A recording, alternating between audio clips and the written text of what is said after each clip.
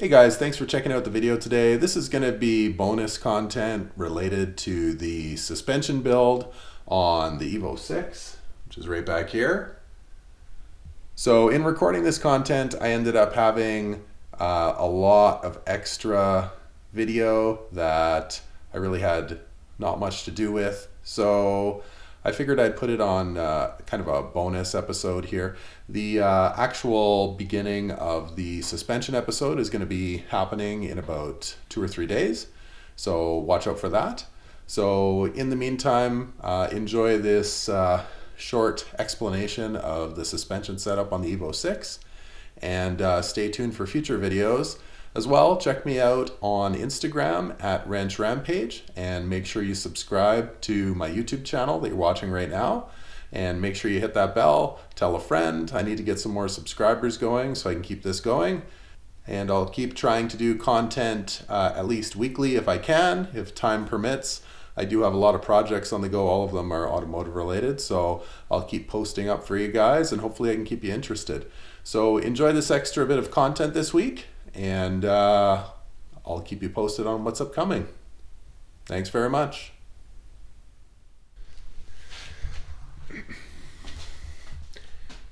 Hey guys, so moving on to the suspension now. We have quite a few parts to deal with. I basically just grouped them together so that I could take some pictures for my Instagram, which is at Wrench Rampage. Make sure you check that out. But yeah, let's take a look at what we have here.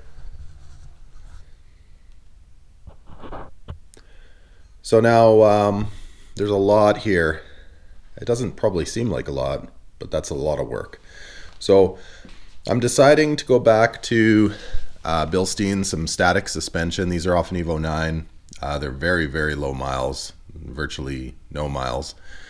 And the last owner of these put some J-Speed camber plates on, so I'll be able to have camber adjustment even though they are a static strut and spring. Further to that, I'm going to be dropping them on some teen springs, and the springs are, I guess, a word about those springs.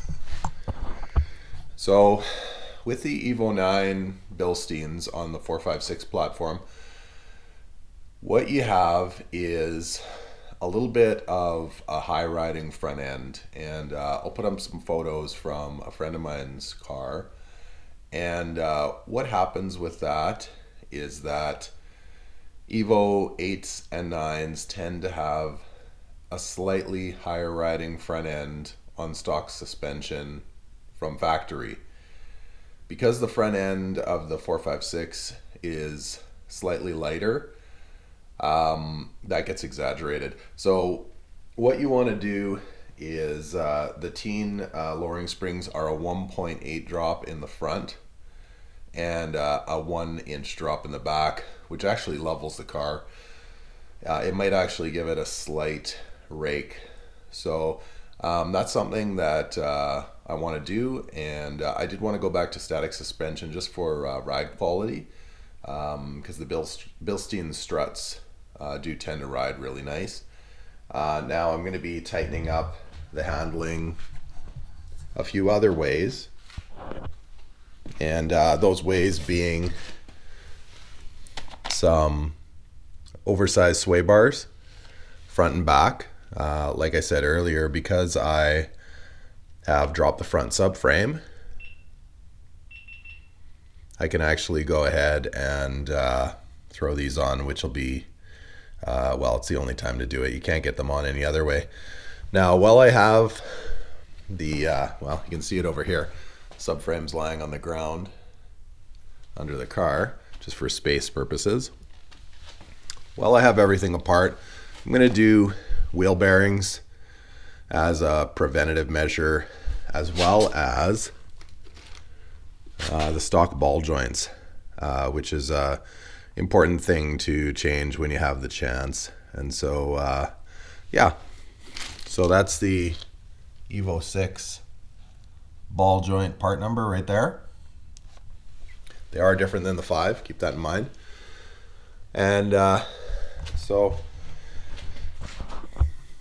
what I'm going to be starting with is cleaning and disassembling the subframe, getting those A-arms off, washing those down, and then tackling a few things. The ball joints for sure, and then what's called an offset caster bushing.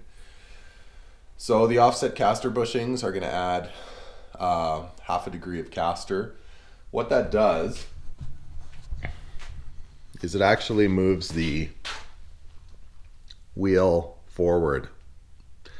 So what happens is it tilts the A-arm this way, moves the wheel that way.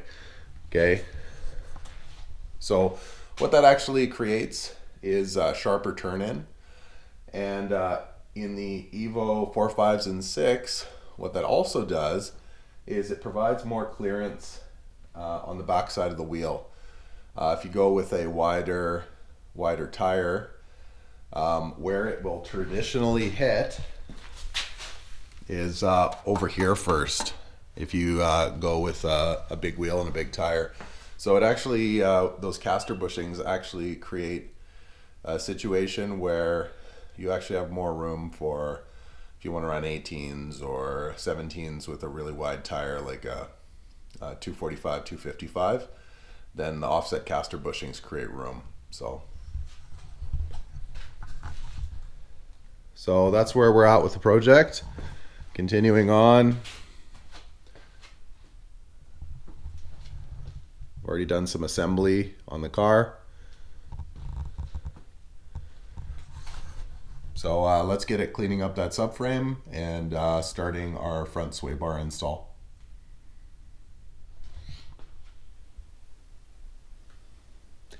Hey guys, thanks for checking out in the middle of the week here with my Wrench Rampage YouTube channel. Make sure you hit that bell so that you can get notifications, and make sure you subscribe to this channel. And later in the week here, in the next couple days, we'll have the beginning video of the suspension refurb on the Evo 6, which is right behind me. All right, that's all for now. Have a good day. Bye-bye.